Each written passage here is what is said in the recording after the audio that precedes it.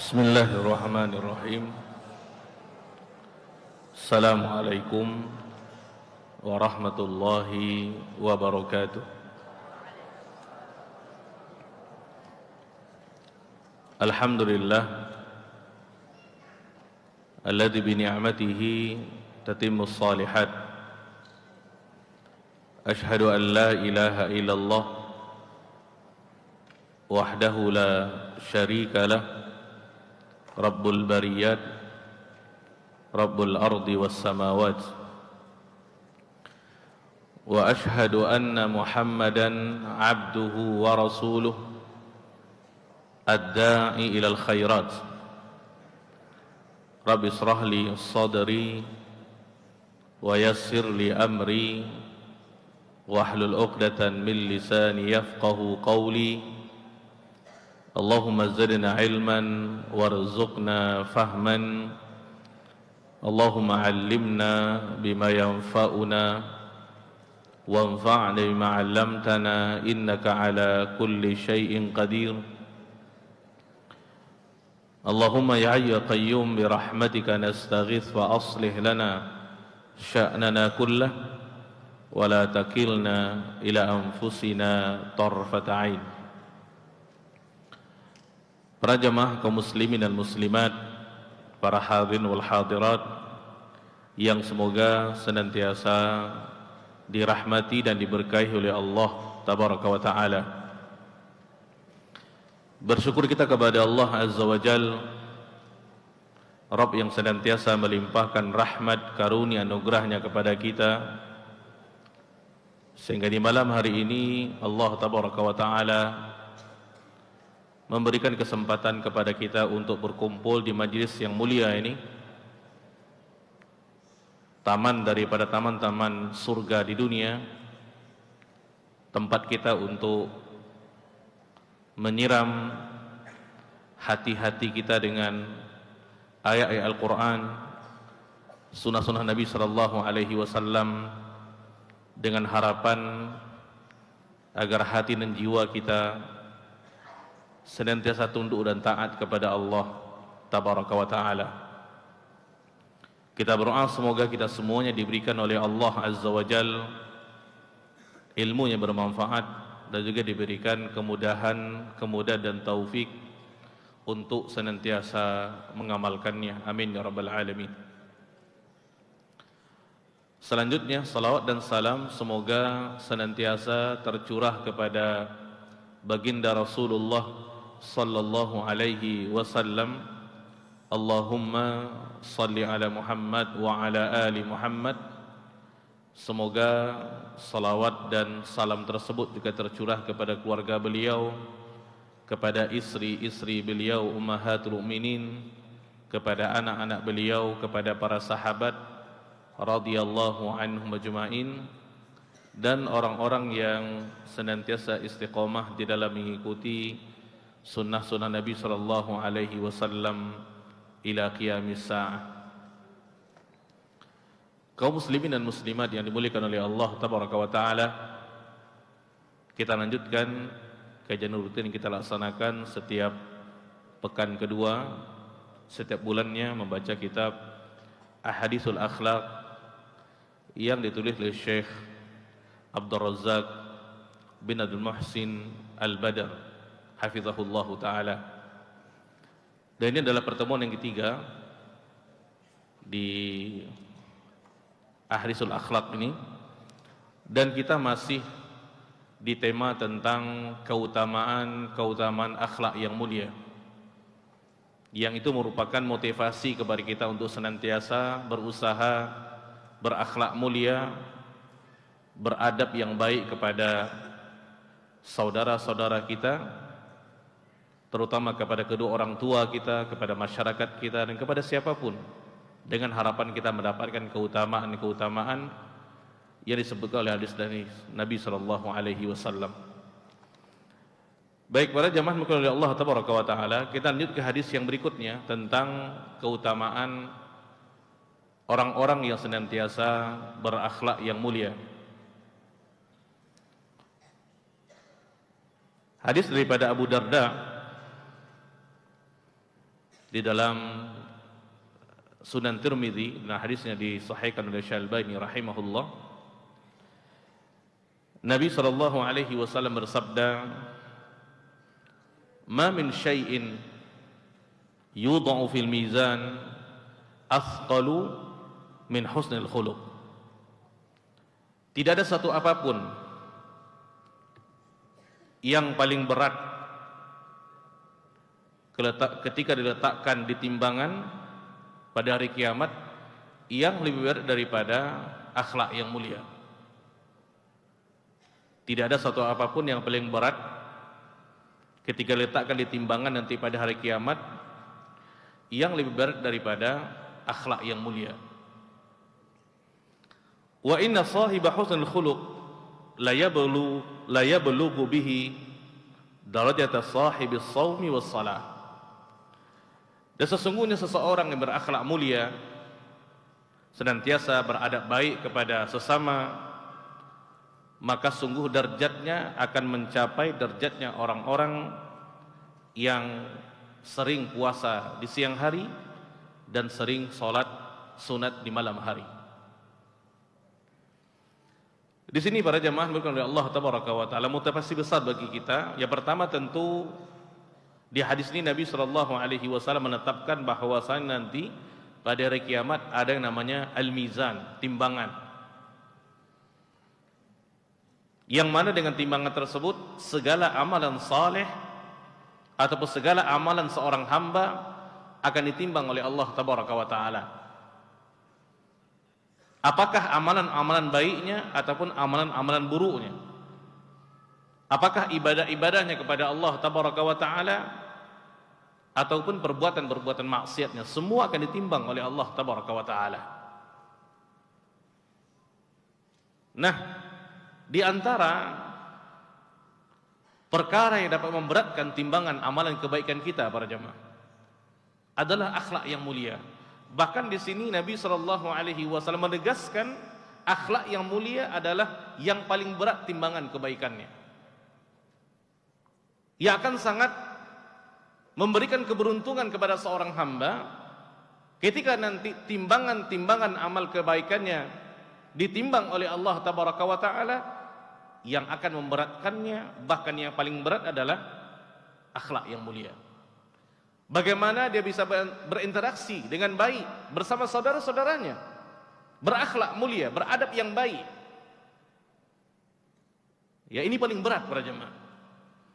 Maka ini adalah modal kita, motivasi kepada kita untuk senantiasa berusaha berakhlak mulia, suka menolong, tidak mengganggu, bersabar dengan apapun hal-hal yang mungkin menyakitkan hati kita daripada saudara kita, tidak membalasnya. Ini akhlak mulia. Nah, ketika kita berusaha untuk mempraktekkannya, mengamalkannya, maka itu akan memberatkan timbangan amal kebaikan kita para jemaah. Di sini para ulama mengatakan, kenapa dikatakan seseorang yang berakhlak mulia itu sama derajatnya seperti orang yang sering puasa sunat di siang hari dan sering sholat sunat di malam hari. Kenapa disamakan gitu? Apa titik persamaannya? Di antara yang disampaikan oleh para ulama adalah seseorang berakhlak mulia, dia senantiasa bersabar dengan tingkah laku daripada saudara-saudaranya yang memiliki karakter-karakter yang berbeda.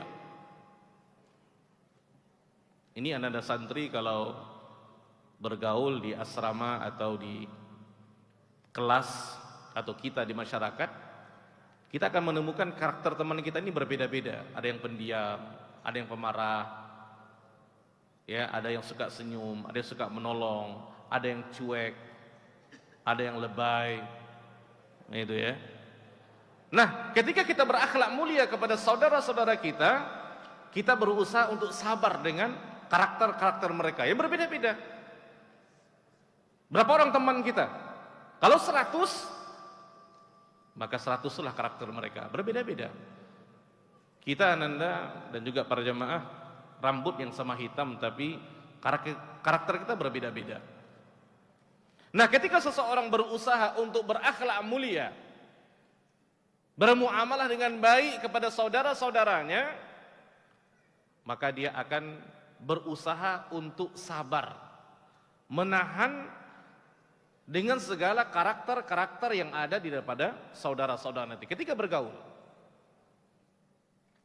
pandai menempatkan diri di sebuah komunitas yang berbeda karakternya. Nah, ini sama dengan orang yang sering puasa di siang hari, karena kebiasaan kita di siang hari selain Ramadan kita makan, kita minum, ya. Nah, ketika kita berusaha untuk mengekang diri kita, bersabar untuk tidak makan dan tidak minum, yang itu merupakan kebiasaan kepada kita, dan juga di malam hari yang biasa kita tidur di kasur yang empuk, di malam yang dingin. Sekarang kita mesti bangun di sepertiga malam, berwudu untuk menghadap kepada Allah Tabaraka wa Ta'ala. Dan kita perlu kesabaran. Nah, kesabaran yang ada pada orang yang berpuasa di siang hari dengan orang yang sholat di malam hari, itu disamakan dengan orang yang bersabar ketika menghadapi karakter-karakter saudara-saudaranya yang berbeda-beda tadi. Dan itu bukan mudah berjemaah. Kita mesti selalu memperhatikan, ini teman ini kalau kita suara tinggi sedikit ngomong dia tersinggung, oh, berarti kita tidak seperti itu ke dia.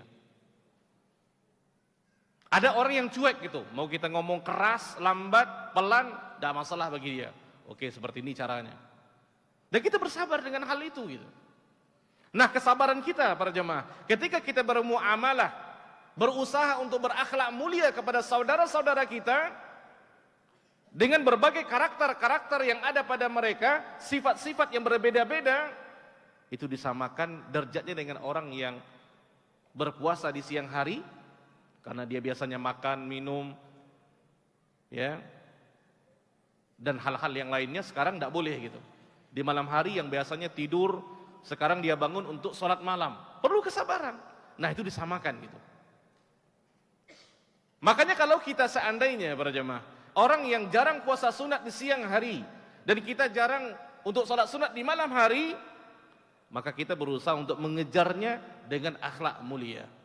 Ketika kita berusaha untuk berinteraksi baik dengan saudara-saudara kita, berakhlak mulia dengan saudara-saudara kita, apapun itu bentuknya, apakah secara perkataan ataupun secara perbuatan, maka kita memiliki kesempatan untuk menyamai orang-orang yang sering puasa sunat di siang hari dan orang-orang yang sholat malam di malam hari para jemaah. Namun jelas kalau seandainya kita bisa mengkombinasikan di antara keduanya, berakhlak mulia, puasa sunat di siang hari dan sholat malam di malam hari, ini merupakan sebuah keutamaan di atas keutamaan. Jadi tanpa kita sadari, ternyata dengan akhlak yang mulia yang kita senantiasa amalkan kepada saudara-saudara kita, itu merupakan bekal kita yang akan memberatkan timbangan amalan kebaikan kita nantinya pada hari kiamat para jemaah. Seseorang yang berat timbangan kebaikannya daripada timbangan keburukannya, maka jalan ke depan akan lebih mudah para jemaah. Ini motivasi bagi kita untuk senantiasa berakhlak mulia. Tapi ingat, ini yang penting yang senantiasa kita ingatkan adalah ketika kita berakhlak mulia kepada saudara-saudara kita, yang terpenting adalah keikhlasan. Ini penting nih. Kenapa? Akhlak mulia adalah ibadah. Sebuah ibadah butuh kepada keikhlasan kepada Allah Tabaraka wa Ta'ala. Maksudnya apa? Mau orang tersebut baik atau tidak baik kepada kita, yang terpenting kita senantiasa berakhlak mulia kepada orang tersebut. Kita bantu dia, mau dia ucapkan terima kasih, jazakallah atau enggak, tidak masalah. Itu yang sering Ustaz sampaikan di kajian ini. Akhlak mulia adalah ketika kita berusaha untuk berakhlak mulia kepada orang yang tidak baik kepada kita. Itu akhlak mulia itu. Kalau masih ada dongkol di hati kita ketika kita berbuat baik menolong saudara kita, kemudian dia tidak mengucapkan terima kasih, jazakallah itu tidak ada. Jangankan hadiah yang dia berikan, ucapan terima kasih pun tidak. Kalau kita masih mendongkol para jemaah, tidak nyaman di hati kita, berarti kita tidak ikhlas. Akhlak yang mulia seperti itu percuma. Kalau ditanya kenapa Ustaz? Karena akhlak mulia adalah ibadah. Syarat di antara diterimanya amalan adalah keikhlasan kepada Allah tabaraka wa taala. Itu yang sering saya sampaikan, berakhlak mulia, berbuat baik kepada orang yang baik kepada kita, itu biasa dalam kehidupan, standarnya seperti itu. Tapi berbuat baik kepada orang yang tidak baik kepada kita, itulah akhlak yang mulia. Adab yang sangat tinggi kedudukannya. Dan jangan lupa mesti dengan keikhlasan kepada Allah tabaraka wa taala. Katakan, saya melakukan hal ini, saya bermuamalah seperti ini kepada saudara-saudara saya, itu ikhlas karenamu ya Allah, mengharapkan pahala daripadamu ya Allah. Baik para jamaah kaum muslimin dan muslimat yang semoga senantiasa dirahmati dan diberkahi oleh Allah tabaraka wa taala.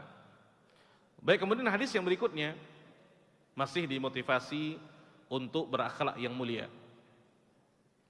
Hadis daripada Abu Hurairah radhiyallahu an.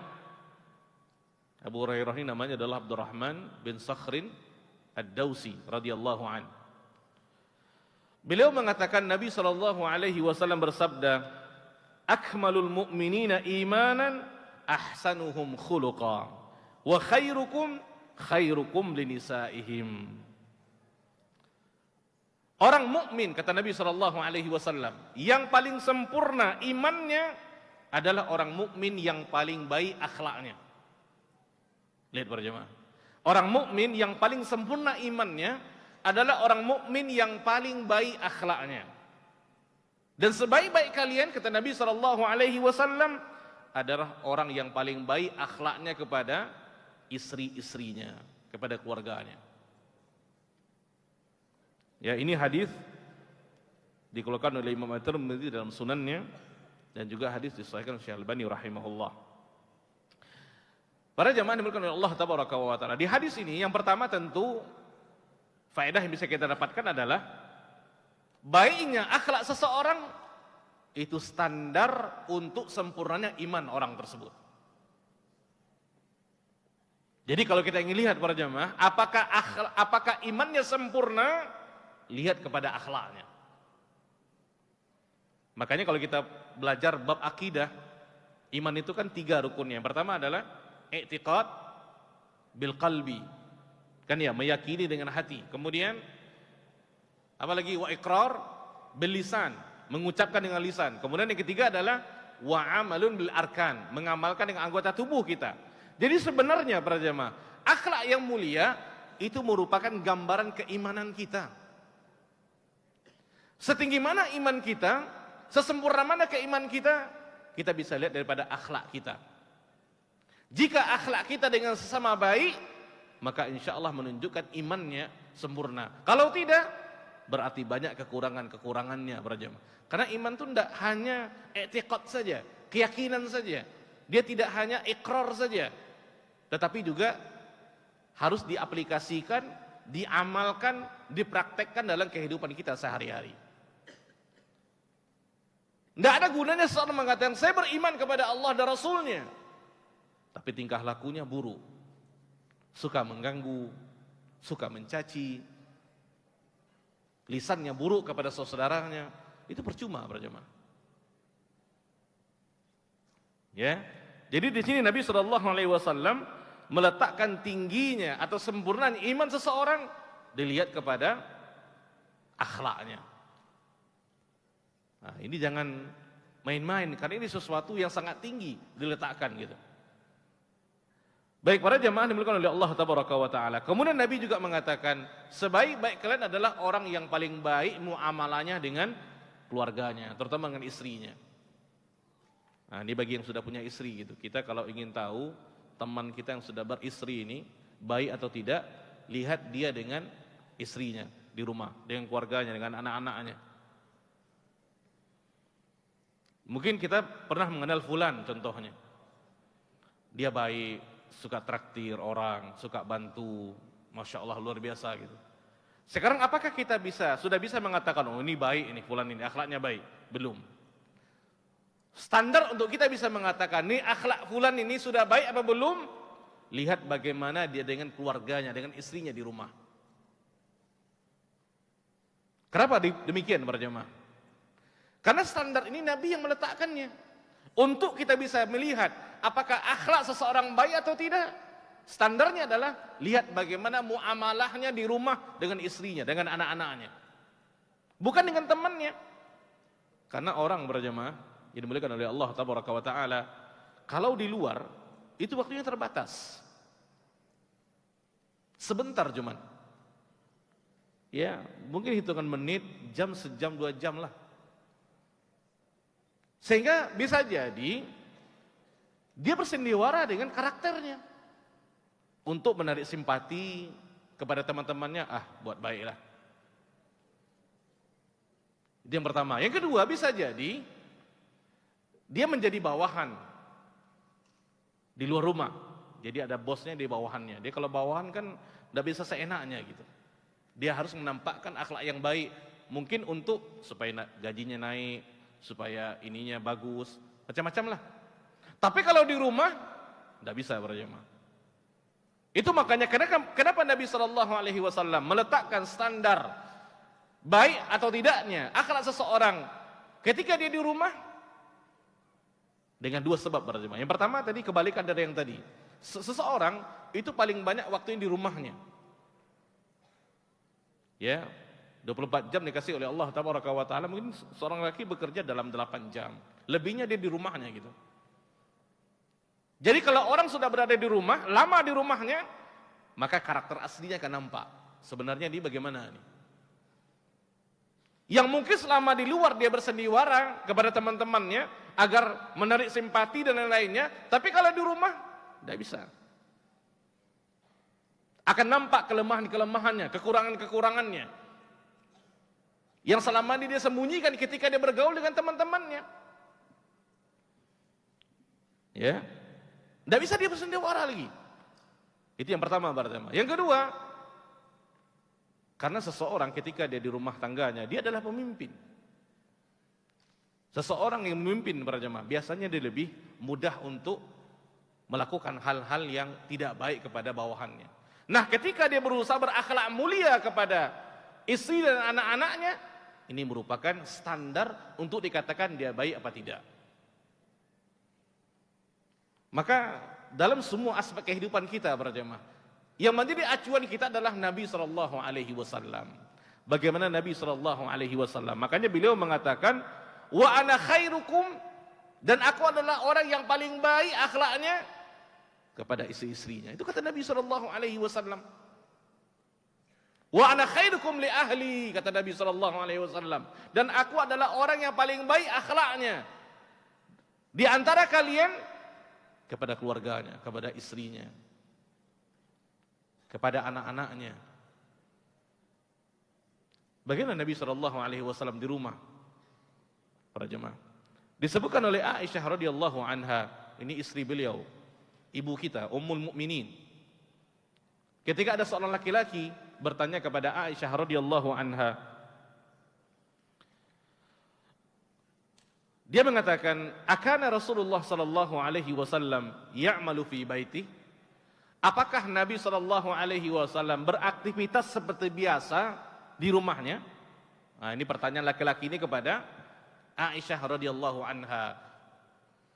Qalat, Aisyah mengatakan, "Na'am, iya."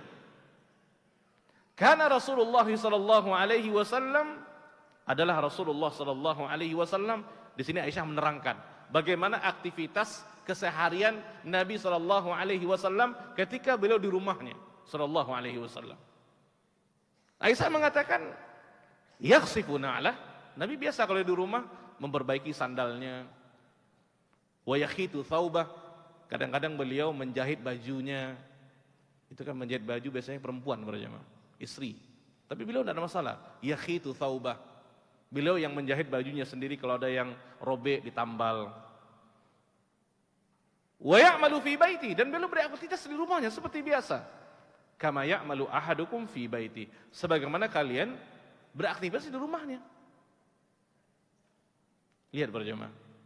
Begitu Nabi SAW di rumah tangganya. Bahkan dalam hadis riwayat Ibnu Hibban dikatakan wa yarfa' dalwah, kadang-kadang beliau angkat embernya. Entah untuk mandi, untuk apa kita tidak tahu. Tapi begitulah Nabi SAW beraktivitas membantu istrinya di rumah. Lihat tuh. Siapa beliau SAW? Pemimpin kaum muslimin berjamaah. Beliau pemimpin kaum muslimin, imam, juga imam di salat, menjadi hakim ketika itu. Kesibukan yang luar biasa, tapi masih sempat membantu istrinya. Ini kalau ada suami-suami zaman sekarang tidak betah di rumah, jarang bantu istri, padahal jabatannya apa adanya berjamaah. Tidak presiden, tidak ini, tidak itu, tapi tidak sempat membantu itu. Lihat tuh. Bagaimana dia dikatakan oleh hadis Nabi SAW ini, wa khairukum khairukum linisa'ihim. Membantu istri di rumah berjamaah itu adalah sunnah Nabi SAW. Nabi mencontohkannya kepada kita, karena itu akan mengerakkan rumah tangga. Dan itu bukan jenis suami yang isti kata orang. Ikatan suami-suami takut istri, bukan. Itu laki-laki sejati namanya. Kenapa demikian? Karena Nabi SAW memerintahkan kita kaum laki-laki dalam hadis beliau, fastausu bin nisa'i khaira. Nabi SAW berwasiat agar kita senantiasa berbuat baik kepada kaum wanita berjamaah. Ya. Jadi bukan dibiarkan, na'udzubillah, kalau dikasari, apakah dengan perkataan, dengan perbuatan. Itu bukan laki-laki sejati. Laki-laki sejati tahu bagaimana cara menghormati seorang perempuan. Dan itu standar untuk dikatakan seseorang ini baik apa tidak dia. Bagaimana dia di rumahnya. Tidak ada gengsi berjemaah. Bahkan dalam sunnah Nabi SAW membantu istri di rumah itu merupakan sunnah Nabi SAW. Kalau ada seorang di antara kita mengatakan tidak sempat Ustaz, subhanallah, Nabi presiden loh, bahkan lebih daripada presiden lagi, masih sempat di rumah untuk membantu istrinya berjamaah. Siapa kita? Jadi keimanan yang ada pada diri seorang muslim, mukmin berjamaah, itu akan sangat nampak di dalam muamalahnya, terutama dengan keluarganya. Percuma ketika dia mengatakan saya beriman kepada Allah Rasulnya, tapi sering menyakiti hati istri dan anak-anaknya di rumah berjamaah. Tidak ada gunanya. Walaupun dia dikatakan orang baik di luar, sangat teman yang sejati, teman yang ini. Dan itu standarnya. Tapi lihat bagaimana di rumahnya. Para jamaah mungkin Allah tabaraka wa taala. Dalam hadis lain juga daripada Aisyah radhiyallahu anha dikatakan oleh beliau, kana fi mihnati ahlihi. Nabi itu kalau di rumah membantu pekerjaan-pekerjaan istrinya. Fi mihnati ahli.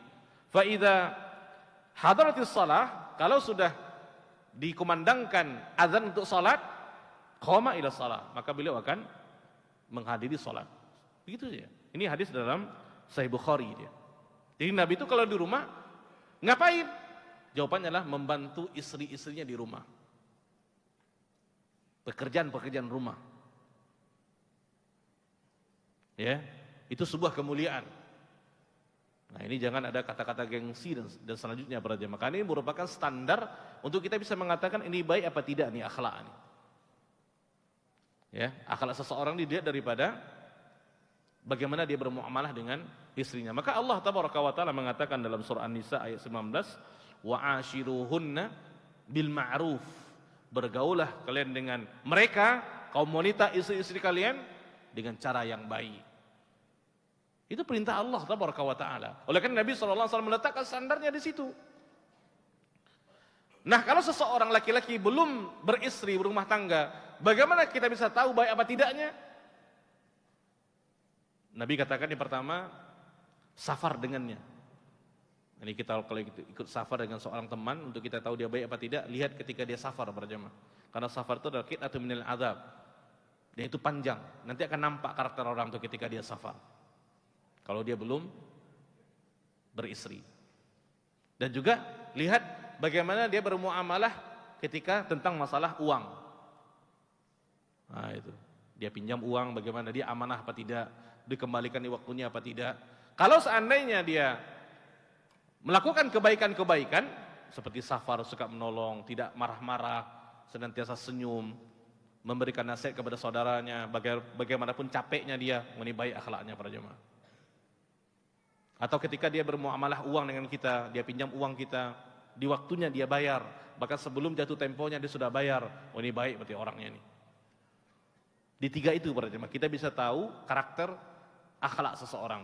Bisa kita katakan baik atau tidak, kalau dia sudah beristri, lihat bagaimana dia di rumah tangganya. Kalau belum, lihat ketika dia safar, ataupun ketika bermuamalah uang dengannya, baru kita tahu ini orang ini bagaimana nih. Itu barometernya diletak oleh syariat di dalam hal-hal seperti ini. Ya, makanya salah seorang daripada khulafah ar-rasyidun yaitu Umar bin Khattab radhiyallahu an, ketika beliau ditanya tentang seseorang, maka beliau tanyakan kepada orang tersebut, apakah engkau pernah bersafar dengannya? Ya. Artinya apa berjemaah? Kalau pernah bersafar, berarti dia betul tahu bagaimana temannya itu. Kalau enggak, dia belum dikatakan tahu dengan karakter temannya. Ya. Nah, ini diantara akhlak-akhlak yang mulia berjemaah. Ini diantara juga perkara yang akan memberikan timbangan kebaikan kita nantinya pada hari kiamat. Dengan kita berusaha untuk berakhlak mulia kepada sesama, terutama kepada istri di rumah. Ya, ini anak-anak santri minggu depan akan pulang. Maka yang pertama untuk mendapatkan akhlak yang mulia adalah ini orang tua, ibu dan ayah. Selama ini ditempah di sekolah, diberikan ayat Al-Quran, dibacakan kepada sunnah-sunnah Nabi SAW. Tinggal prakteknya di rumah nih, bagaimana muamalah dengan orang tuanya. Ingat, mengatakan uf saja kepada orang tua itu dosa. Mengatakan ah saja kepada orang tua itu adalah dosa. Itu Allah mengatakan dalam Al-Quran dan surah Al-Isra. Kalau disuruh fulan, disuruh oleh orang tuanya, ibunya atau ayahnya, ah, itu dosa. Dan lebih berat dosanya bagi orang yang mengetahui hukumnya. Orang-orang yang belajar agama Islam, mendalami agama. Ketika dia melanggar peraturan-peraturan Allah, larangan Allah tabaraka wa ta'ala, maka dosanya para jemaah tidak sama seperti orang yang tidak tahu. Ini kalian semuanya adalah hufazul Quran, orang-orang yang menghafal Al-Quran. Maka itu Quran perlu ditampakkan dalam kehidupan sehari-hari. Percuma kalau kita hanya berbuat baik kepada teman-teman kita, tapi kepada ayah dan ibu kita, na'udzubillah, kurang ajar. Itu percuma. Ingat, membuat sedih hati orang tua itu adalah dosa, sebagaimana menggembirakannya adalah pahala. Ya, ini harus dipahami nih. Coba dibangunkan tuh, sujud syukur, sujud tilawah, sujud, tidak tahu. Siang hari lagi ya? Masih siang hari, awal malam belum, belum tengah malam lagi. Ya, baik para jamaah yang dimuliakan oleh Allah tabaraka wa taala. Kemudian setelahnya Syekh hafizahullah taala mengatakan tentang hadis daripada Abu Hurairah tentang salah satu misi Nabi SAW diutus oleh Allah tabaraka wa ta'ala. Jadi kalau kita sedikit runut kepada sejarah berjamaah, Nabi SAW diutus oleh Allah tabaraka wa ta'ala ke Jazirah Arab ketika itu, selain daripada untuk mentauhidkan, mengajak umat untuk beribadah semata-mata kepada Allah tabaraka wa ta'ala, juga mengajak umat untuk memperbaiki akhlak berjamaah.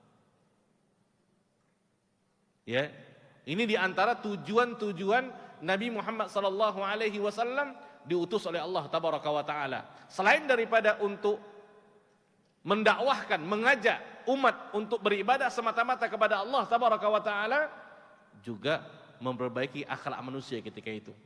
Itulah yang hadis Nabi SAW katakan, innama bu'ithtu liutammima makarimal akhlak. Sesungguhnya aku diutus, kata Nabi SAW, adalah untuk menyempurnakan akhlak yang mulia. Dan kita tahu ketika Nabi SAW diutus ke Jazirah Arab, yang dipakai ketika itu adalah hukum jahiliyah, hukum rimba, Yang kuat semakin kuat, yang kuat memakan yang lemah semakin lemah.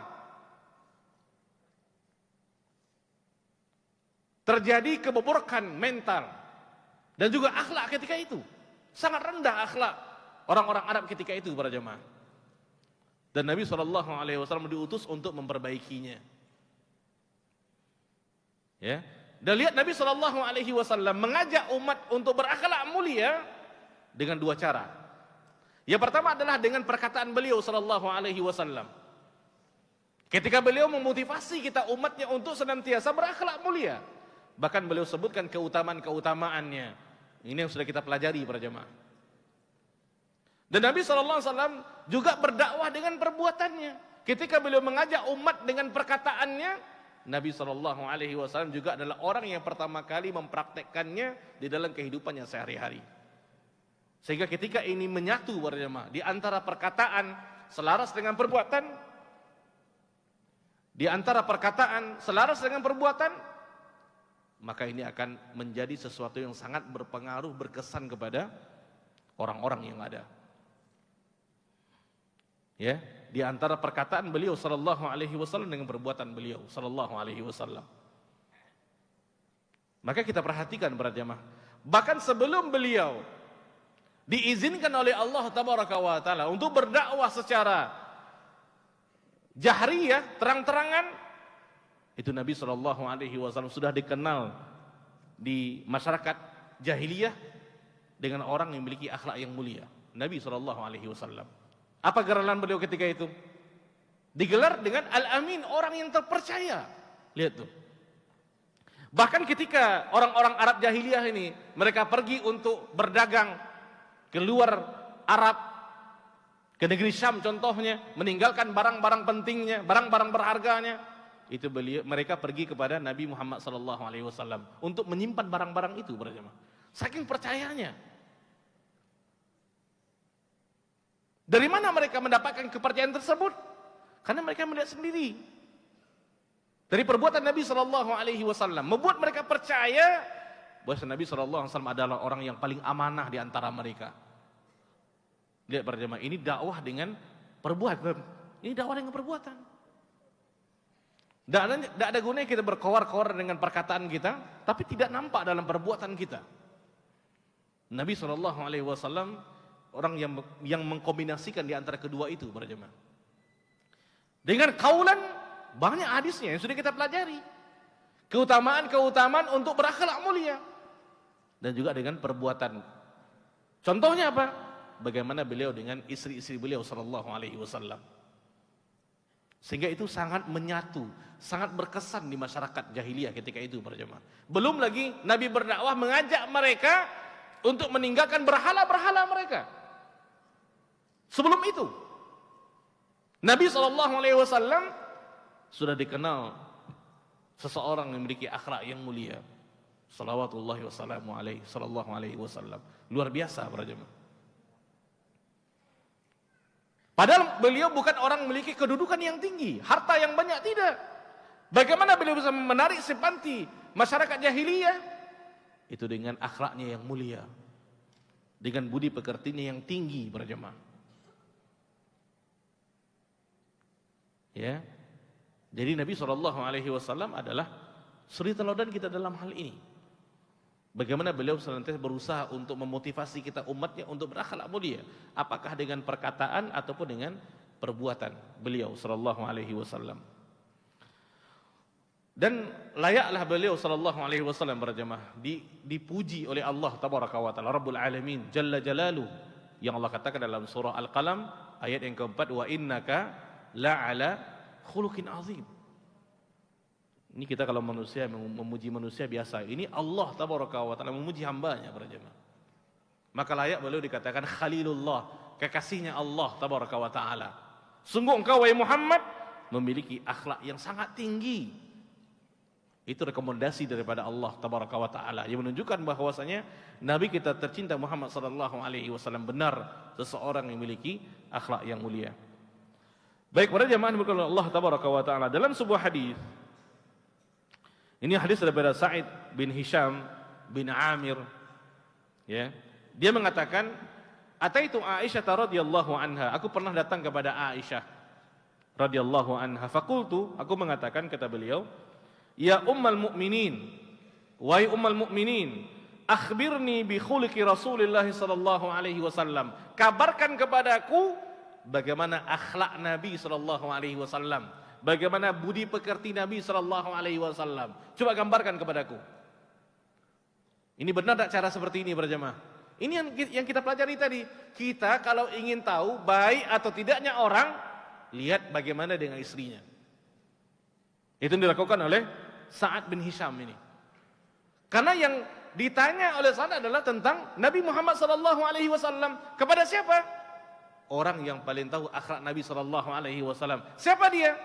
Istri beliau SAW, Aisyah radhiyallahu anha. Ini sudah benar nih caranya. Ya, maka Aisyah mengatakan, kana khuluquhul Quran, adalah akhlak Nabi itu Al-Quran.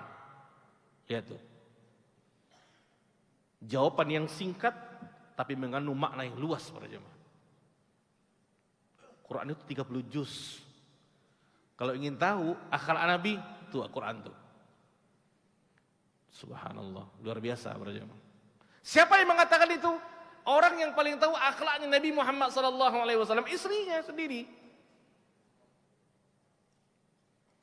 Itu sudah jawaban yang mencakup segala aspek para jemaah. Kemudian beliau mengatakan, Aisyah radhiyallahu anha, "Ama taqra'ul Qur'an?" Apakah engkau tidak membaca Al-Qur'an? Qaulullah azza wa jalla, ketika Allah mengatakan, "Wa innaka la'ala khuluqin 'azim." Sungguh engkau memiliki akhlak yang mulia. Ulama menafsirkan para jemaah, apa maksud perkataan Aisyah, kana khuluquhul Quran, adalah akhlak Nabi ini adalah Quran. Al-Quran para jemaah, yang kita ketahui, isinya adalah perintah-perintah Allah dan larang-larang Allah Subhanahu wa taala, kan iya? Nah, maksudnya adalah jika ada perintah-perintah Allah di dalam Al-Quran, maka Nabi sallallahu alaihi wasallam adalah orang yang pertama kali mengamalkan perintah-perintah tersebut. Jika ada larang-larang dalam Al-Quran, larang-larang Allah tabaraka wa ta'ala dalam Al-Quran, maka Nabi adalah orang yang pertama kali menjauhkan dirinya daripada larang-larangan itu. Itu maksud daripada kana khuluquhul Quran, adalah akhlak Nabi itu Al-Quran.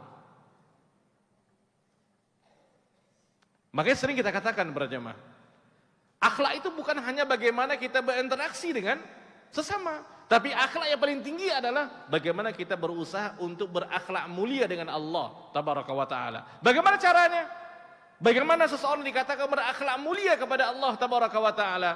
Jika seorang hamba senantiasa menjalankan perintah-perintah Allah, jika seorang hamba senantiasa meninggalkan larang-larang Allah, maka dia dikatakan sudah berakhlak mulia kepada Allah Subhanahu wa taala.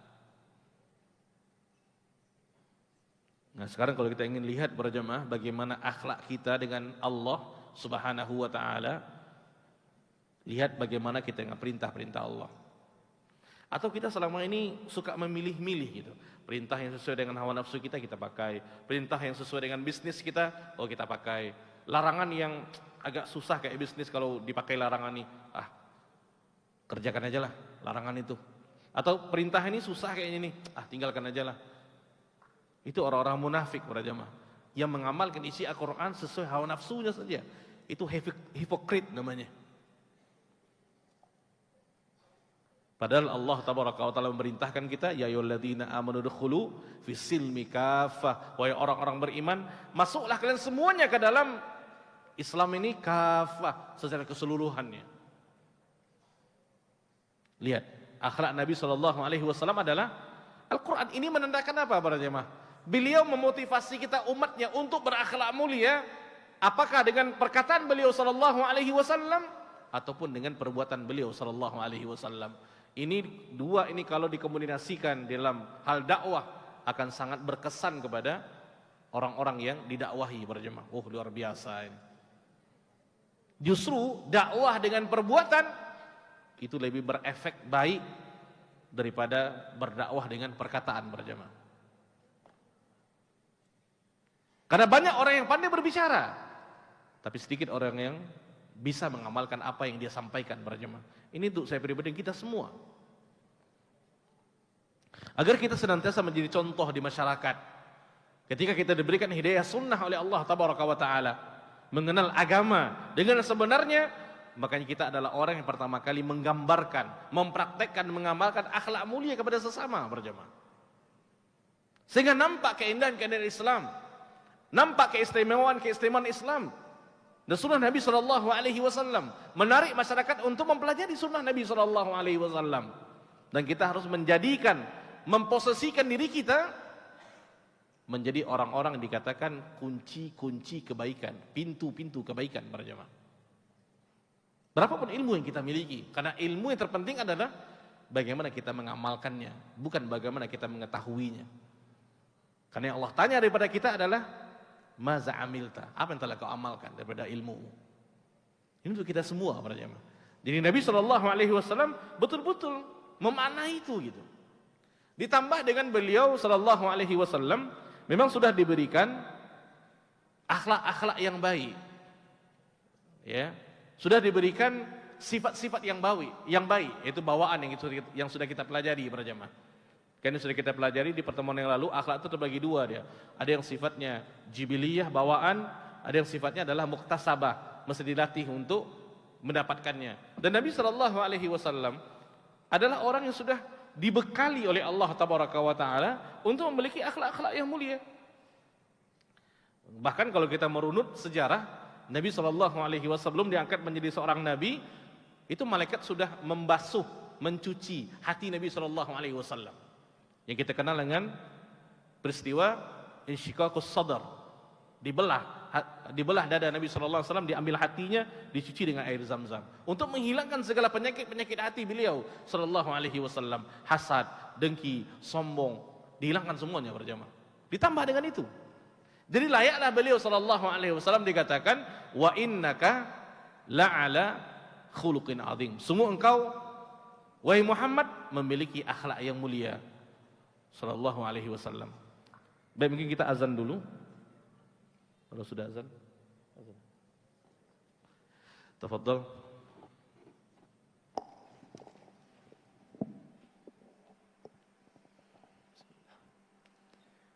Allahu Akbar, Allahu Akbar.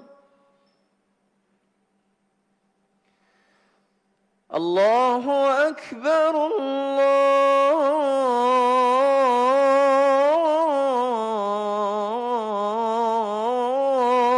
Akbar.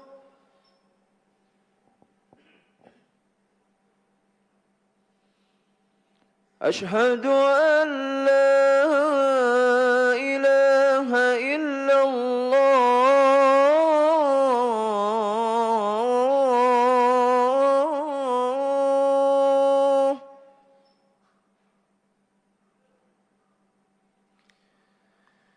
Ashhadu an la ilaha illallah.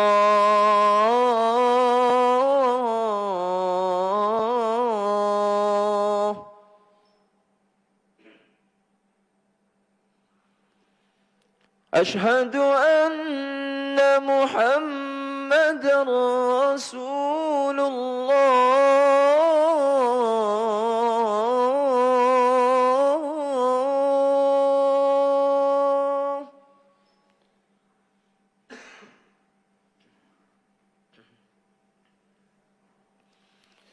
Ashhadu anna Muhammadar Rasulullah.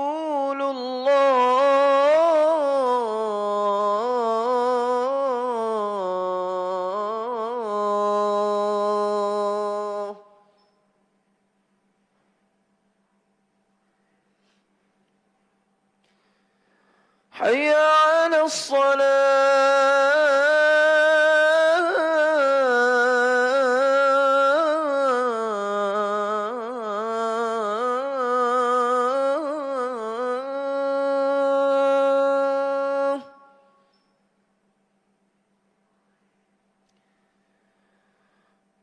Hayya 'alas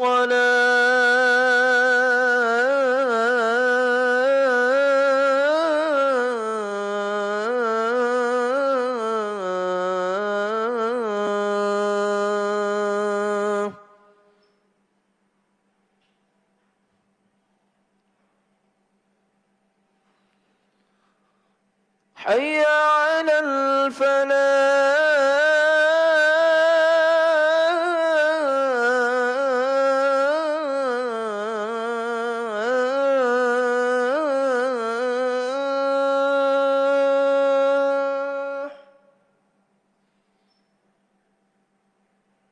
حي على الفلاح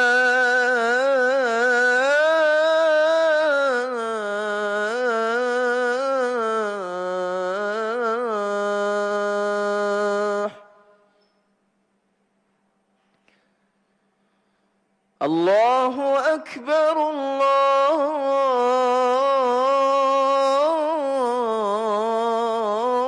الله أكبر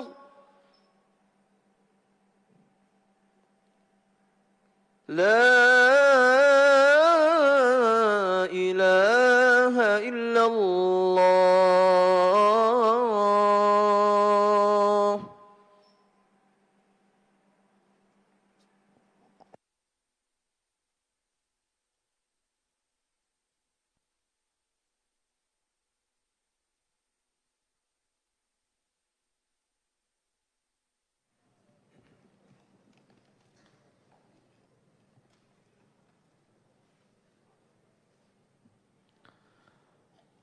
Bismillahirrahmanirrahim. Alhamdulillah. Hamdan yuwafi ni'amahu wa yukafi mazida. Ya Rabbana lakal hamdu kama yanbaghi li jalali wajhika wa 'azimi sultanik. Asyhadu an la ilaha illallah wahdahu la syarika lah wa asyhadu anna Muhammadan 'abduhu wa rasuluh. Kaum muslimin dan muslimat, para jamaah yang semoga senantiasa dirahmati dan diberkahi oleh Allah tabaraka wa taala. Tadi sudah kita pelajari bagaimana akhlaknya Nabi sallallahu alaihi wasallam. Aisyah radhiyallahu anha ummul mukminin mengatakan kana khuluquhul Quran, adalah akhlak Nabi sallallahu alaihi wasallam Al-Quran. Kemudian beliau membaca firman Allah tabaraka wa taala dalam surah Al-Qalam ayat keempat, wa innaka la'ala khuluqin azim. Sungguh kau Muhammad memiliki akhlak yang mulia, akhlak yang tinggi. Nah, di sini Syekh Abdul Razak hafizahullah mengutip tafsir daripada Mukatsir rahimahullah tentang ayat itu. Apa maksud ketika Allah mengatakan kepada Nabi Muhammad sallallahu alaihi wasallam, wa innaka la'ala khuluqin azim. Beliau mengatakan di antaranya, famahma amarahul Qur'an fa'alah wa mahma nahahu anhu tarakah. Apa saja yang diperintahkan oleh Allah tabaraka wa taala, yang diperintahkan oleh Al-Qur'an, maka beliau sallallahu alaihi wasallam akan melakukannya. Jadi beliau adalah orang yang pertama kali menjalankan perintah-perintah Allah. Ini dikatakan oleh Ibnu Katsir rahimahullah. Famahma amarahul Qur'an fa'alah. Kapan saja, apa saja yang diperintahkan oleh Al-Quran, diperintahkan oleh Allah tabaraka wa ta'ala, maka Nabi sallallahu alaihi wasallam akan melakukannya, melaksanakannya. Wa mahma nahahu an, dan apa saja yang dilarang oleh Allah tabaraka wa ta'ala, apa saja, maka Nabi sallallahu alaihi wasallam tarakahu, akan meninggalkan larangan tersebut. Itu makna daripada firman Allah tabaraka wa ta'ala, wa innaka la'ala khuluqin azim. Dan ditambah dengan beliau sallallahu alaihi wasallam para jemaah memiliki sifat-sifat yang mulia. Sifat-sifat bawaan yang sangat mulia. Ya Allah tabaraka wa taala sudah bekali beliau sallallahu alaihi wasallam dengan sifat-sifat itu. Ini semakin membuat akhlak beliau sallallahu alaihi wasallam tinggi dan mulia. Nah, kemudian di sini Syekh Abdul Razak hafizahullah menyebutkan beberapa bukti para jemaah tentang akhlak Nabi sallallahu alaihi wasallam secara perbuatan. Kalau tadi kan secara perkataan nih, Nabi memotivasi kita untuk berakhlak mulia. Satu ini keistimewaannya, keutamaannya. Sekarang beliau mempraktekkannya langsung gitu. Di sini dikatakan kama tsabata fi sahihain, sebagaimana hadis dalam sahihain. Ini hadis dalam Sahih Bukhari dan Sahih Muslim. An Anasin, ini Anas bin Malik radhiyallahu an, sahabat Nabi sallallahu alaihi wasallam.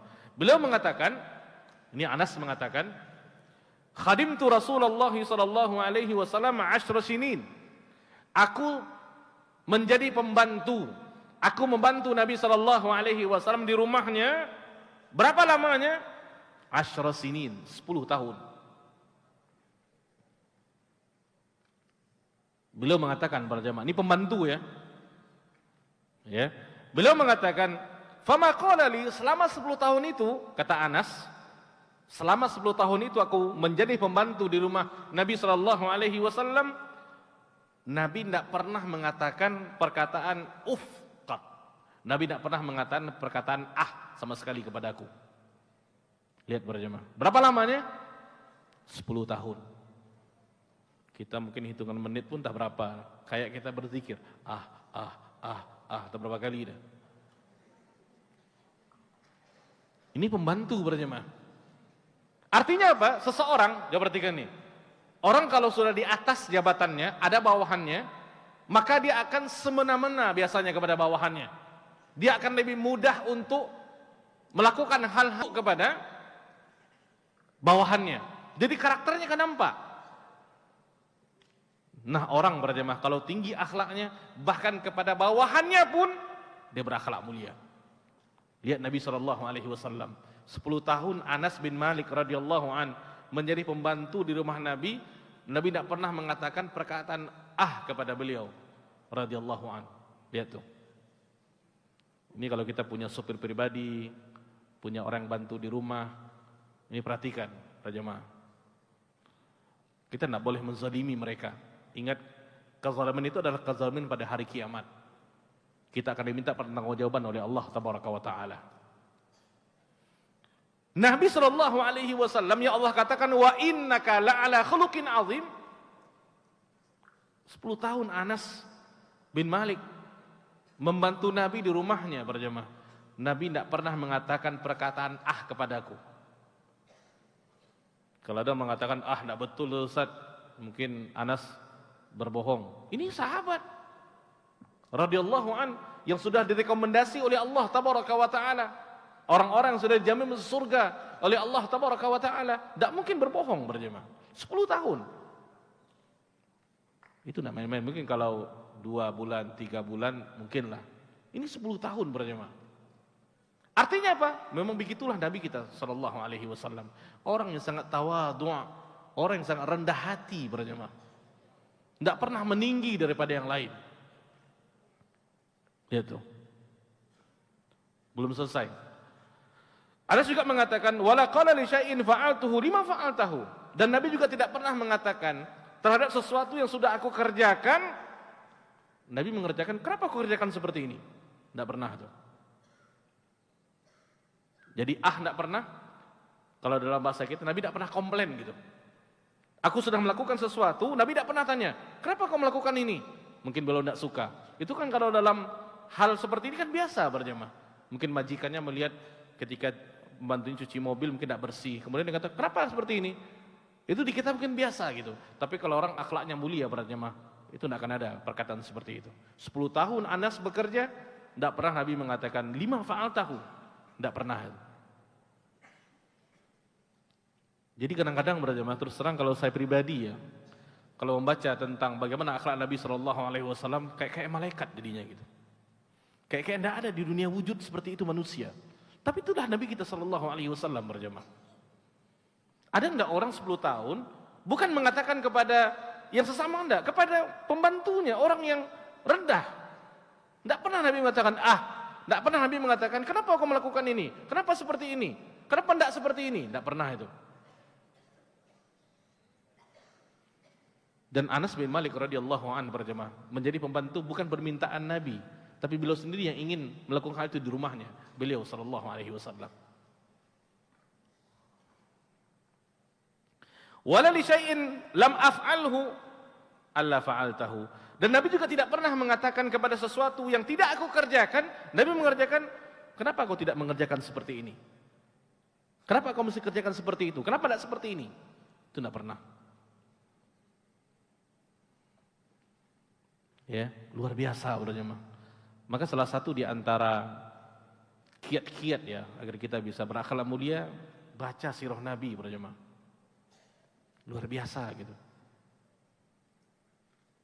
Maka layak beliau dipuji oleh Allah Tabaraka wa Ta'ala. Itu sangat layak gitu. 10 tahun Nabi tidak pernah mengatakan perkataan tidak pernah mengatakan kepada perbuatan yang sudah dilakukan, kenapa engkau melakukan seperti ini? Tidak pernah mengatakan kepada sesuatu yang belum dilakukan, kenapa engkau tidak melakukan seperti itu? Tidak pernah para jemaah. Tidak pernah komplain lah pada dalam bahasa sederhananya di kita. Itu kalau ada majikan seperti itu para jemaah, itu luar biasa itu. Betah untuk membantu di rumahnya. Tidak gaji pun tidak apa-apa lah. Kenapa? Ini hati senang. Nih, hati. Tapi kalau hari-hari dibentak, hari-hari disalahkan, hari-hari, mau gimana para jemaah? Ini menunjukkan tentang betapa tingginya akhlak Nabi Muhammad SAW. Ini yang kita katakan tadi para jemaah. Nabi SAW berakhlak mulia itu dengan perkataan beliau SAW, juga dengan perbuatan beliau SAW. Ini dengan perbuatan para jemaah. Anas bin Malik menjadi saksi di antara ribuan para sahabat tentang bagaimana akhlaknya Nabi SAW. Sebenarnya saksi Aisyah radhiyallahu anha itu sudah cukup para jemaah, karena beliau ada istri Nabi SAW. Ini ditambah dengan Anas bin Malik, pembantunya. Orang-orang yang seharusnya tidak masalah untuk dikomplain apa yang sudah dilakukan para jemaah. Kan biasa kita seperti itu mungkin, tapi Nabi tidak pernah. Artinya apa? Pemahamannya apa? Kalau Nabi SAW tidak pernah mengatakan perkataan kepada pembantunya, apalagi kepada orang-orang di atasnya yang tidak membantu para jemaah. Terutama nih lisan ini. Ini lisan para jemaah kalau sudah menyakiti hati saudara, itu obat apapun tidak akan sembuh itu. Beda kalau kena sesuatu mungkin di kulit kita, dikasih betadin, mungkin berhenti darahnya, selesai. Kalau ini hati sudah terluka, susah para jemaah. Dendam itu akan ada selalu di hati, kalau hati ini sudah tersakiti. Nah, coba sekarang mungkin yang kelas 6, yang di sini sudah 6 tahun bersama temannya. Coba dihitung berapa kali temannya mengatakan 1, 2, 3, 4, 5, 6, 7, 8, mungkin banyak gitu. Itu teman selevel itu, bukan di bawahnya. Dan kita masing-masing mungkin punya supir pribadi di rumahnya, punya pembantu di rumahnya. Lihat bagaimana akhlak kita para jemaah. Kalau kita ingin meniru akhlaknya Nabi SAW, ini dia akhlak Nabi SAW. Kemudian Anas mengatakan, wa kana sallallahu alaihi wasallam ahsanun nasi khuluqa. Nabi adalah orang yang paling baik akhlaknya. Ini Anas nih bin Malik mengatakan, wala masastu khuzzan wala hariran wala syai'an kana alyan min kaffi Rasulillah sallallahu alaihi wasallam. Aku tidak pernah menyentuh atau meraba seperti ini. Masastu menyentuh. Khuzzan itu sejenis kain, hariran itu sutra, kain yang paling lembut. Wala syai'an, dan juga tidak sesuatu apapun yang lebih lembut berbanding tangannya Nabi SAW. Ini tangan Nabi sangat lembut, bahkan lebih lembut daripada harir. Harir itu maksudnya apa? Kain sutra yang kaum laki-laki tidak boleh makainya. Itu tangan Nabi berjamaah itu paling lembut. Ya. Wala syamamtu miskan wala atran, dan aku tidak pernah membau mis. Ya, ini adalah minyak wangi mis. Wala atran, atau minyak wangi yang sejenisnya. Karena atyab, yang lebih harum, min arqi Rasulullah sallallahu alaihi wasallam, daripada keringatnya Nabi sallallahu alaihi wasallam berjemaah. Lihat tuh, Nabi sallallahu alaihi wasallam saking mulianya. Bahkan keringat beliau sallallahu alaihi wasallam, kata Anas, lebih wangi daripada minyak kasturi. Itu minyak kasturi yang ada dijual tuh mungkin KW-KW itu enggak tuh, kasturi itu bukan. Itu campur-campur alkohol, yang asli maksudnya. Makanya dalam kisah yang lain berjemaah, ada seorang sahabat, kalau dia bermalam di rumah Nabi, itu dia bawa botol kecil. Botol kecil. Untuk apa? Nanti dia ambil keringat Nabi, dimasukkan ke dalam botol itu. Untuk apa? Untuk diminum? Bukan, untuk jadi minyak wangi. Kita, keringat kita, tidak usah ngomong lah berjemaah. Tidak berkeringat pun, nauzubillah dah. Itu kita semua. Nah, itu. Makanya para sahabat semasa beliau hidup berjamaah itu boleh bertabarruk. Sahabat bertabarruk dengan beliau sallallahu alaihi wasallam dengan tubuhnya, dengan pakaiannya, itu boleh ketika Nabi masih hidup. Tapi ketika Nabi masih hidup ya. Kalau Nabi meludah, disebutkan sebuah riwayat, Nabi meludah. Itu sahabat menunggu ludahnya. Kalau kena di telapak tangannya, apakah dibuang, dicuci? Enggak, digini-gini kan, diusap. Itu siapa? Nabi ketika beliau masih hidup. Kalau berwudu, itu air wudu itu para sahabat yaktatiluna ala wadu'i. Wadu itu maksud air wudu. Kalau wudu perbuatannya, kalau wa dengan fathah ya, itu airnya. Kalau Nabi sudah berwudu, ada sisanya itu sahabat yaktatilun. Yaktatilun kalau kita terjemahkan berjamaah itu ganas, saling berbunuh-bunuh untuk mengambil air itu. Berebut-rebut lah maksudnya. Tapi ini hanya dibuat oleh para sahabat ketika bersama Nabi ketika beliau masih hidup. Ingat kalimat itu. Artinya apa? Setelah beliau meninggal tidak pernah. Orang sekarang melakukan itu kepada bukan Nabi, bukan wali, tidak tahu siapa. Selesai diminum oleh kiai, oleh buya, berebut mengambil air minumnya. Itu tidak perlu berjamaah. Sahabat hanya buat kepada Nabi saja. Itu pun ketika masih hidup. Jadi kalau sekarang ada orang mengatakan saya ketemu dengan rambut Nabi. Rambut Nabi? Kalau iya pun lah, taruh iya rambut Nabi. Tapi Nabi sudah meninggal, tidak boleh lagi. Kepada Nabi pun tidak boleh berjamaah. Apalagi kepada orang-orang yang levelnya di bawah Nabi. Entah siapa. Jadi menghormati itu ada batasan-batasannya. Terutama kepada guru-gurunya, murid-muridnya ada batasan-batasannya. Tidak boleh menunduk seperti itu tidak boleh. Menghormati iya, tapi tidak berlebihan gitu.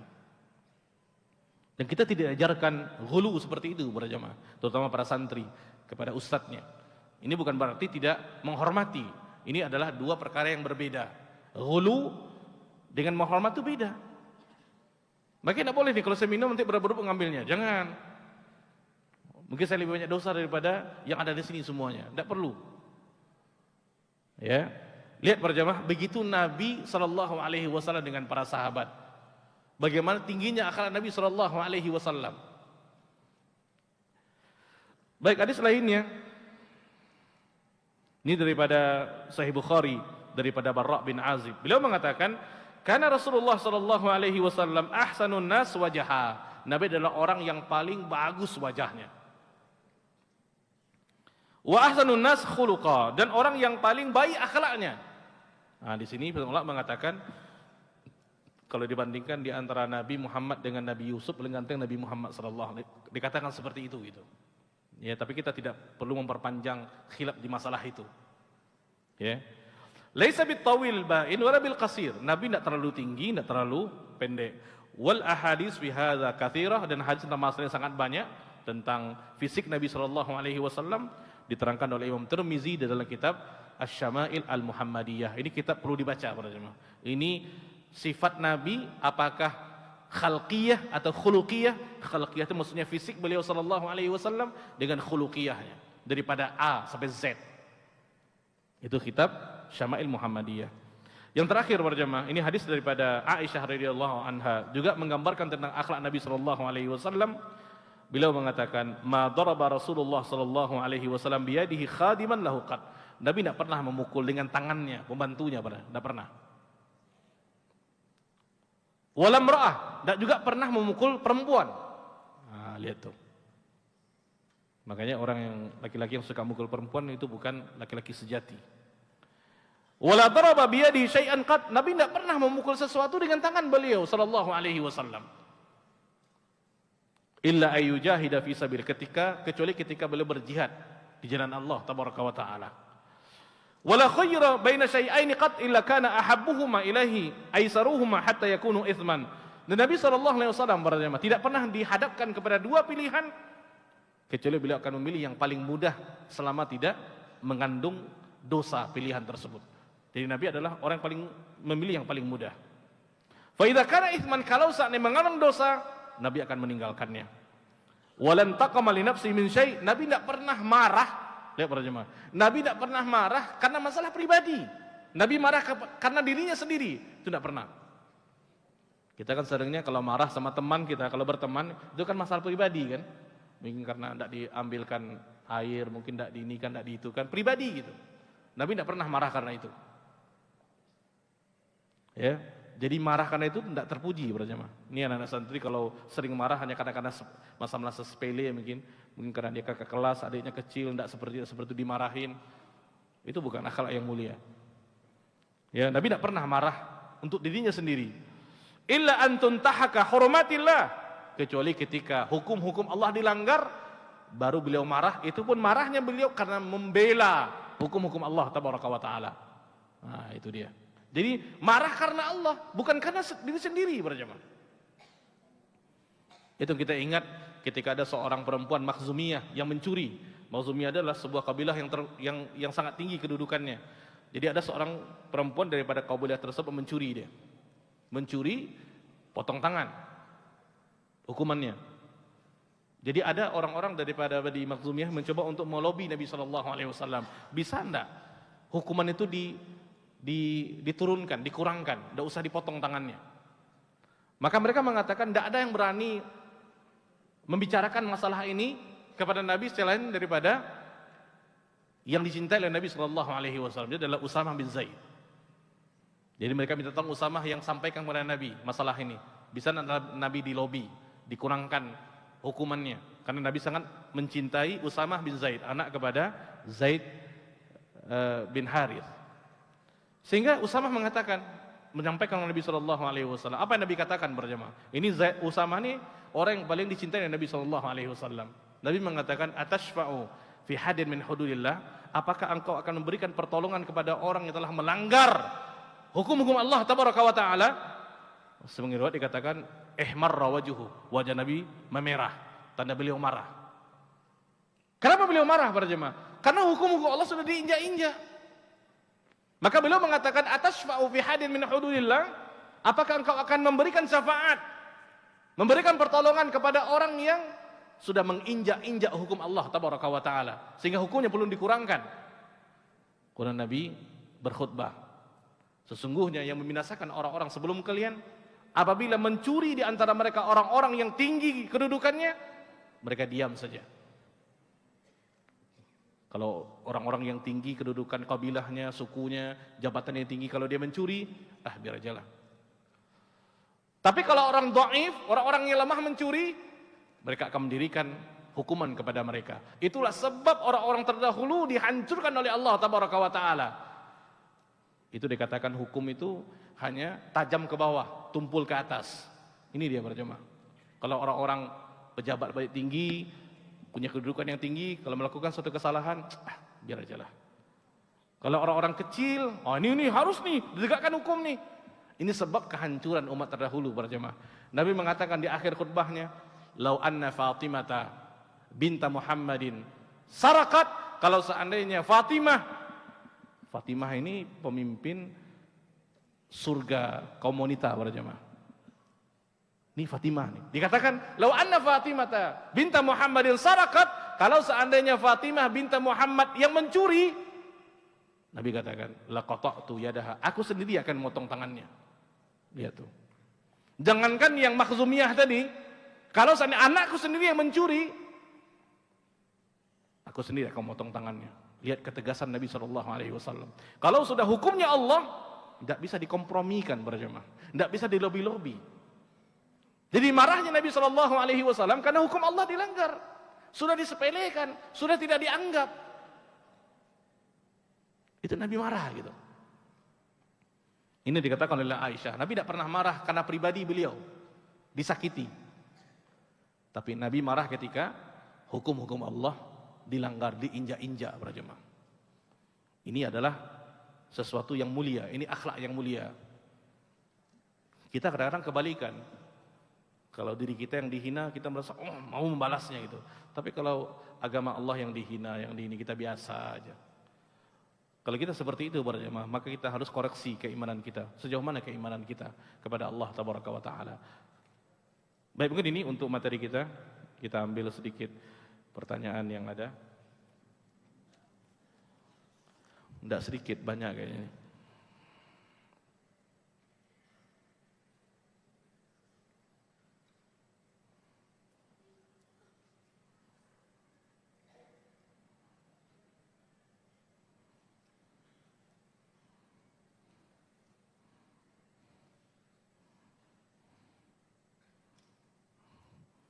Ya, ini pertanyaan pertama.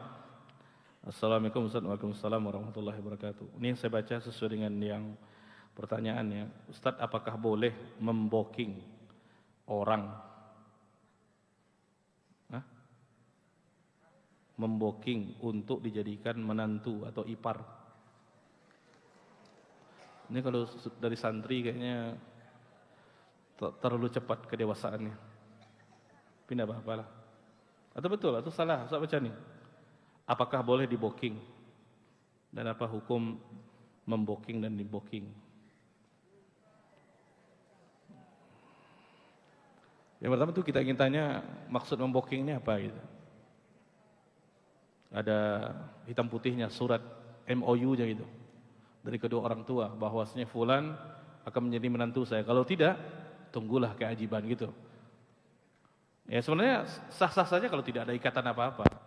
Kadang-kadang mungkin sebagian ya berseloroh gitu kan. Berseloroh itu maksudnya tanpa disengaja. Oh ini menantu saya besok nih. Itu bukan memboking, itu biasa. Ya, dan kalau doa ya diaminkan. Kenapa enggak kalau orang baik? Wallahu a'lam.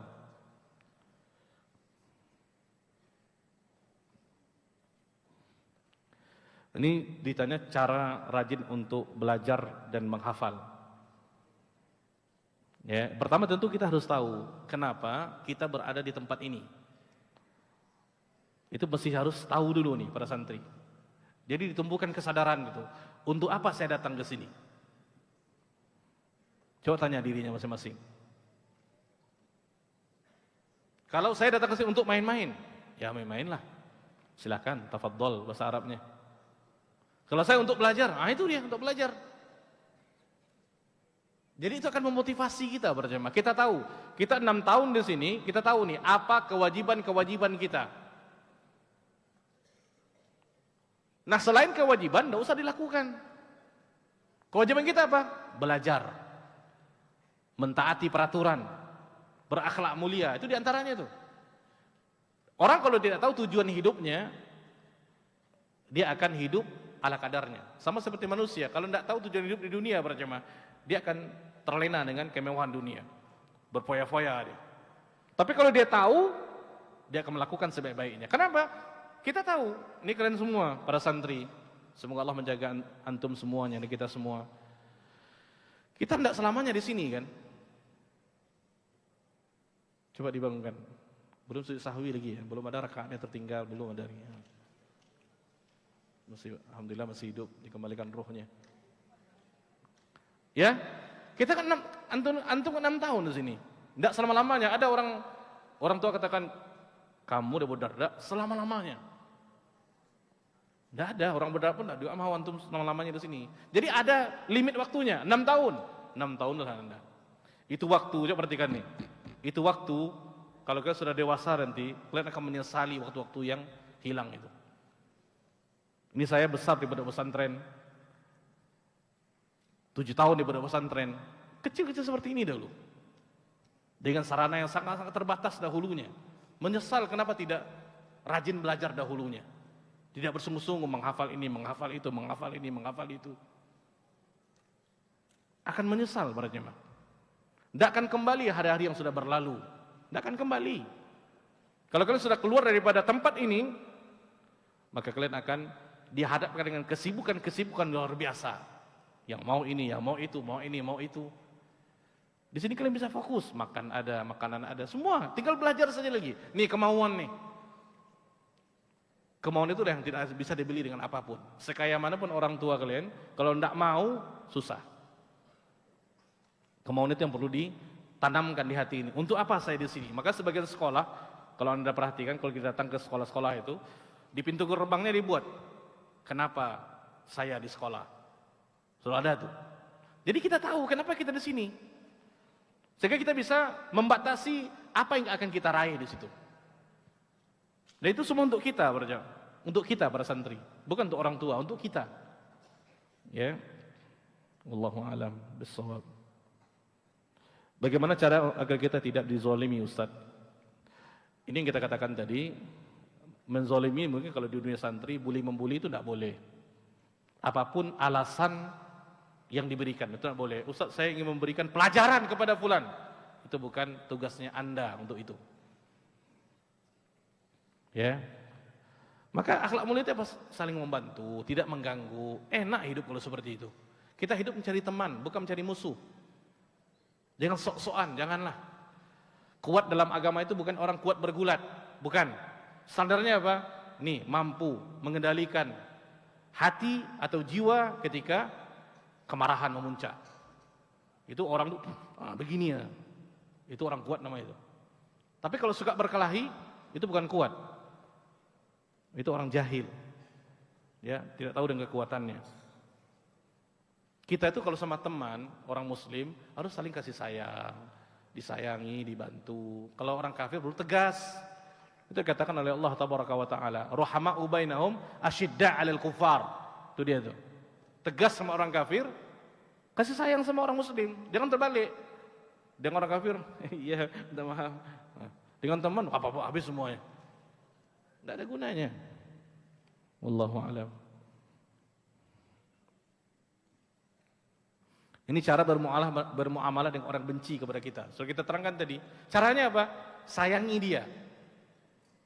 Itu dia. Cara bermuamalah dengan orang benci kepada kita. Apa dia? Sayangi orang itu. Datang ke dia, kasih dia hadiah. Hari Senin. Hadiahnya apa? Ini. Hari Selasa. Hadiah ini. Hari Rabu. Doakan dia. Sapa dia. Tanya. Bagaimana kabarnya? Sehat? Itu Kamis. Dia sayang kepada Anda itu. Selesai itu. Tapi kalau dibalas, tidak ada gunanya. Jadi orang yang tidak baik kepada kita, bagaimana cara muamalahnya? Kita berbuat baik kepada dia. Berat Ustaz? Iya, namanya akhlak mulia. Tapi kita belajar akhlak mulia tadi.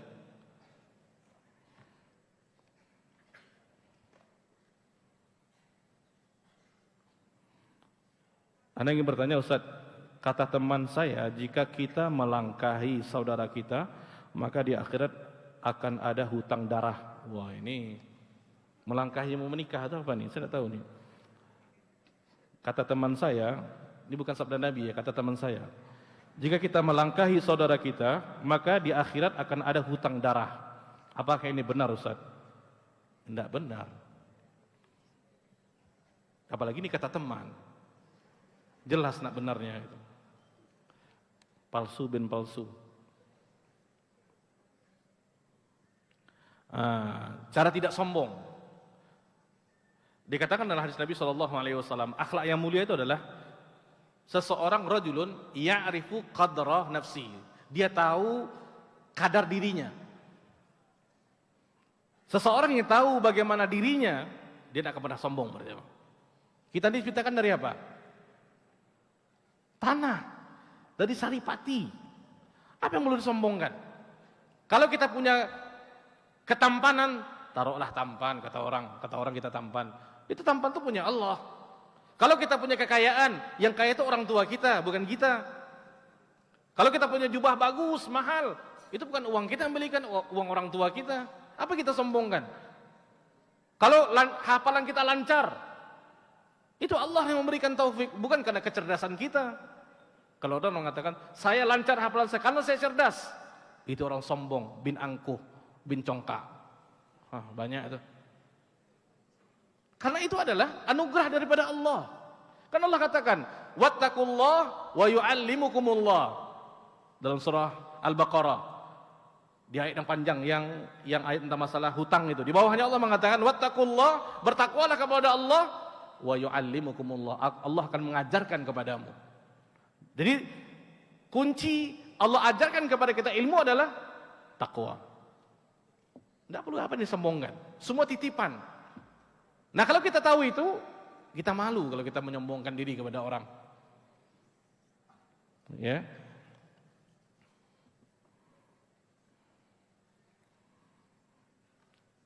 Ini pertanyaan, Ustadz, bagaimana cara menasehati teman yang sudah dinasehati jutaan kali? Masya Allah, betul-betul juhud dakwahnya, menasehati jutaan kali. Ustadz pun tidak pernah kayak itu tuh, jutaan kali itu. Akan tetapi tidak kunjung berubah. Nah ini cobaan namanya. Jadi sebenarnya kita seperti ini para jamaah. Sebelum kita menasehati, kita harus introspeksi diri kita dulu. Bisa jadi mungkin cara kita menyampaikan itu salah. Kata-kata kita mungkin menyinggung, sehingga tidak masuk nasihat itu. Bisa jadi. Jadi sebenarnya dikatakan nasihat itu berhasil atau tidak, bukan dia dipahami oleh saudara kita atau dia berubah, bukan. Tugas kita hanya menyampaikan saja. Yang merubahnya adalah itu pekerjaan Allah. Itu dinamakan dengan hidayah taufik namanya itu. Itu bukan tugas kita. Tugas kita hanya menasihati saja. Kalau kita sudah menasihati dan dia memahaminya, berarti selesai. Dia terima, alhamdulillah, hendak itu antara dia dengan Allah tabaraka wa taala. Yang terpenting apa? Berdakwah. Nabi Nuh alaihissalam berapa lama berdakwah? 950 tahun. 950 tahun berdakwah. Itu tidak bisa dihitung dengan jutaan kayak itu.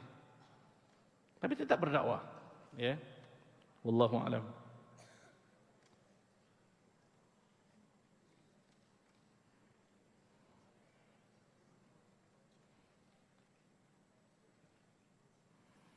Ini kalau kita berbuat baik, kemudian dia tidak mengucapkan terima kasih, kemudian ada sesuatu di hati, kemudian kita berusaha memperbaiki, ya kita berdoa kepada Allah. Semoga Allah memperbaiki keikhlasan kita, gitu. Ya, kalau ada terasa seperti itu. Karena manusia memang suka dipuji. Kita manusia suka dipuji. Orang gila pun suka dipuji dia, dan dia tahu dihina. Ya. Apa Ustaz mau bertanya? Ana punya teman namanya Fulan. Tidak usah sebut nama temannya. Nanti kalau saya sebut nanti kelahi di sini. Dia suka cerita tentang perempuan yang dia sukai dan suka menghayal, wah ini sudah, itu tidak boleh. Makanya seperti ini, coba lihat. Ananda kalau tidak ada kegiatan sama sekali, nganggur dalam artian nganggur, maka hal-hal negatif akan terjadi. Maka di waktu-waktu ini sibukkan dengan hal-hal yang baik. Maka tugasnya apa? Belajar itu dia. Kita kalau tidak sibuk dengan hal-hal baik, akan tersibuk dengan hal-hal buruk seperti ini. Itu haram. Itu zina pikiran namanya. Ketika seseorang laki-laki memikirkan wanita bukan mahramnya, itu dosa. Dosa. Hati-hati. Udahlah, belajar aja lah. Itu mudahnya. Nantilah itu. Belajar dulu. Luruskan Al-Fatihah dulu, udah. Itu nanti. Menghindari sifat malas, ya berdoa yang pertama ya. Kalau kita memiliki sifat malas, kita kadang-kadang kan sering futur ya. Futur maksudnya malas, tidak mau ini, tidak mau itu. Tapi kita tidak boleh tenggelam dalam itu. Kita berusaha untuk bangkit. Itu seharusnya. Ya, wallahu a'lam.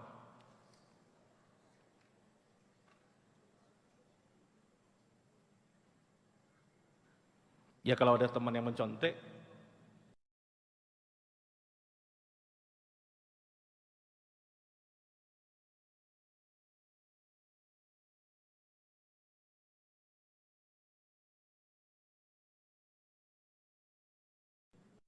dinasehati, ya, tapi jangan ditolong. Yuk, contek yuk, jangan, ya, tidak boleh seperti itu. Oh, ini susah jawabannya nih, Ustadz. Assalamualaikum Ustadz. Waalaikumsalam. Bagaimana atau gimana cara menjadi santri yang sejati, Ustadz? Waduh, coba siapa yang bisa menggambarkan santri sejati itu apa maksudnya itu? Ustaz pun dah tahu, walaupun sudah 7 tahun nyantri itu. Sejati. Nanti kita ketemu ya, face to face nanti ya. 4 mata, kalau masuk sejati itu.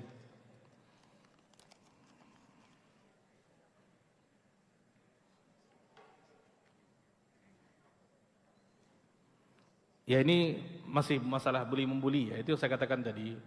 Tidak boleh bully-membuli, apapun bentuknya, perkataan, perbuatan. Akhlak yang mulia itu apa? Yang kecil disayangi, bukan yang tua. Yang besar dihormati, tapi dalam koridornya gitu. Jangan kebablasan pula. Itu dia. Dan kalau masing-masing mengetahui apa kewajiban dan hak kita, tidak akan ada bully-membuli itu. Kita hidup di komunitas kecil seperti ini, Kelena. Jangan nanti karena kita sering membuli, kita menjadi orang yang bangkrut nanti pada hari akhirat. Kenapa? Hafalan 30 juz, lancar, salat Masya Allah, zakat subhanallah, puasa Masya Allah, tapi sering menzolimi. Nanti pahala-pahalanya diambil, tidak ada gunanya. Percuma. Ya. Pahala banyak, tapi juga kezaliman, bully-membuli juga banyak. Itu tidak boleh. Ini yang terakhir. Wallahu a'lam.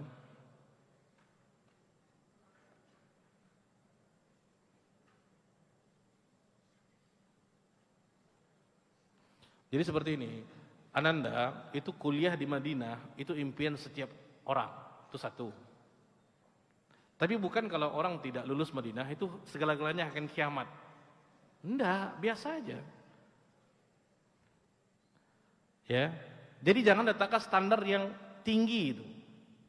Maksudnya kalau sudah lulus Madinah, udahlah nih surga, sudah dikapling kayaknya. Jangan, masih banyak tempat kita untuk ilmu lagi. Walaupun harapan kita di situ. Itu biasa dulu. Ustaz pun waktu kecil kelas 2, kelas 1, kelas 2, kelas 3 kalau datang mahasiswa Madinah itu senang melihatnya. Tahun-tahun 90-an dulu. Ingin seperti itu, sering ditulis di buku, berdoa ya Allah, ya Allah. Kita hanya berusaha dan kita tidak tahu takdir kita. Kalau Allah berikan itu nikmat. Kalau tidak pun tidak ada masalah. Semuanya juga baik gitu. Ya, jangan sampai kalau tidak lulus udahlah habis segala-galanya itu. Itu jangan. Ya walaupun impian setiap kita gitu. Biasa santri mengimpikan untuk lulus di Madinah gitu. Itu hal yang biasa. Yang kita minta kepada Allah adalah bukan lulus Madinahnya tapi yang terbaik. Ya Allah berikan keputusan yang terbaik untukku ya Allah. Ya, ketika Allah berikan yang terbaik, tidak lulus pun itu juga terbaik. Itu harus kita camkan. Jangan sampai kendor semangatnya, malas ngulang hafalan, malas ini malas itu. Kenapa? Udah saat kiamat, saat lulus Madinah, saat masih banyak lagi tempat untuk kita menuntut ilmu. Ya, baik demikian kajian yang singkat ini mudah-mudahan bermanfaat bagi saya pribadi, kita semua, yang baik daripada Allah, yang tidak baik dari kelemahan di saya pribadi. Kita tutup dengan waqafatul majlis. Subhanakallahumma bihamdika asyhadu an la ilaha illa anta astaghfiruka wa atubu ilaik. Wassalamualaikum warahmatullahi wabarakatuh.